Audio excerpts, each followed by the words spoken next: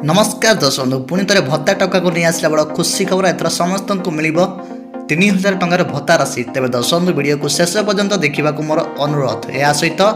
channel को नुआ करी आसले सब्सक्राइब करी बेल आइकन को प्रेस करी ऑल सेट करी रखंतु तेज दर्शक बंधु मधुबाबू भत्ता टंका खूब शीघ्र मिलवा जाऊँगी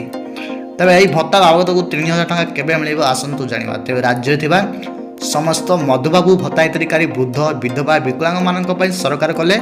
नुआ भत्ता राशि घोषणा तेरे पुणी थे मिली भत्ता को मंजूरी तेज सरकार कले भत्ता वृद्धि राज्य वृद्ध विधवा असमर्थ मान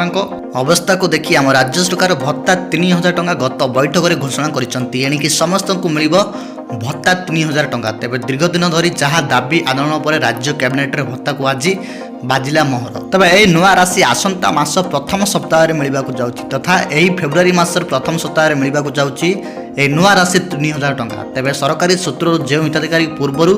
1000 टंका पाउथिले वर्तमान से 3000 टंकार भत्ता राशि पाइबे